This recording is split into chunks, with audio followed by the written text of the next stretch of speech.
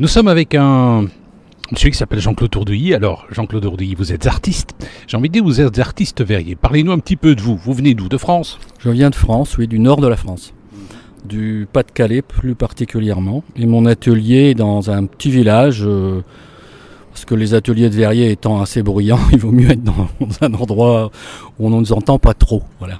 Donc je suis à Relly, c'est un petit village qui s'appelle Relly et qui est entre Saint-Omer et Béthune. Alors, ici, au Bois du Casier, vous proposez une exposition intitulée Chrysalide du temps. On est un petit peu surpris parce que ça se passe à l'espace 8 août, au Bois du Casier. Quand on arrive, on voit ces espèces d'œuvres qui sont pendues. Ça représente des vêtements de mineurs pendus. Alors je me dis, qu'est-ce que c'est que ce truc? J'ai l'impression que c'est du plastique. En réalité, c'est pas vrai, c'est du verre. C'est du verre. Oui, c'est du verre. Bon, ça pourrait être du plastique. Un autre plasticien aurait pu avoir l'avis et travailler sur ce thème-là, je veux dire, avec un autre matériau, ou même des vrais vêtements peut-être. Mais moi, étant verrier, comme j'expliquais un petit peu tout à l'heure, la présentation, que mon matériau privilégié, c'est le verre.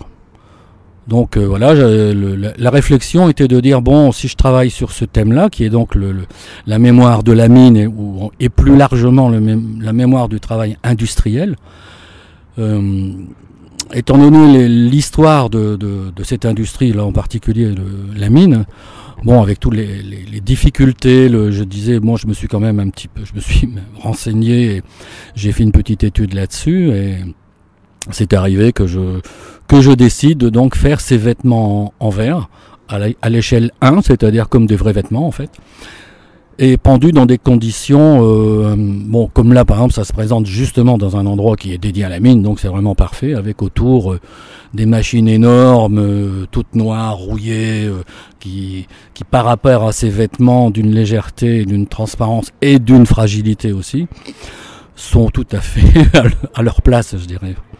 Alors, cela dit, c'est donc combien? C'est 8 vêtements, 8.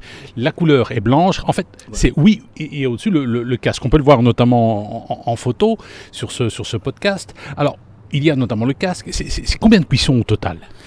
Au total, donc, il y en a, on va dire, attendez, je compte, 1, 2, 3, 6, 7 fois 8, 56. 56, c'est-à-dire 8 cuissons par vêtement. Voilà, il y a 8 cuissons par vêtement. Comment ça se fait qu'il faille 8 cuissons? Parce que les vêtements sont donc moulés, mais on ne peut pas les mouler en coulant le verre. En fait, c'est une technique qui s'appelle le fusing, qui consiste à coller du verre sur lui-même, des morceaux de verre sur eux-mêmes, dans un moule. Mais on se retrouve naturellement avec un vêtement qui est plat. Donc il y a une deuxième cuisson qui permet, donc qui est faite pour, disons, plier le vêtement, pour lui donner l'apparence d'un vêtement pendu dans un vestiaire. Alors, au bas de ce qu'on appelle la machine, oui.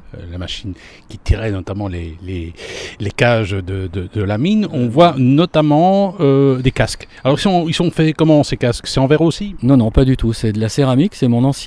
Avant de faire du verre, j'ai fait de la céramique. Et donc, c'est un petit peu un retour à mes anciennes amours, on va dire. Et c'est une technique qui est beaucoup plus rapide.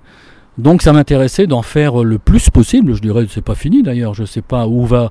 Si ça restera ici, si ça ira ailleurs. Et de toute façon, j'en ferai encore plus, aussi bien des chrysalides que des casques. Parce que je considère que, par exemple, lorsqu'on m'a dit, je le savais pas, mais bon, près de chez moi, il y avait le Liévin, la dernière catastrophe en France, c'est 46 victimes, et ici c'était plus de... C'est 262. 262, vous voyez, vous vous rendez compte. Donc, à la limite, je pourrais faire 262 et plus même, je dis, parce que c'est un travail qui m'a pris au départ, pas au dépourvu, je dirais, mais parce que ça a été une réflexion de 6-7 ans sur... mon travail, qui est un travail habituel du verre dédié plutôt aux galeries et au privé. Et je me suis dit que c'était un petit peu dommage, que j'avais envie donc de faire un travail qui serait dédié au plus grand nombre, au public. Voilà.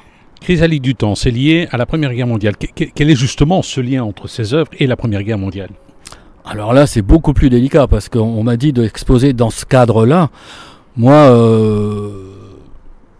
on m'a déjà proposé, si vous préférez, ça m'est arrivé lors de commémoration 14-18 qui avait eu lieu à Arras, j'avais fait un travail sur le bronze, un travail de bronze sur les sapeurs qui avaient permis de gagner la bataille d'Arras en 14-18. Bon.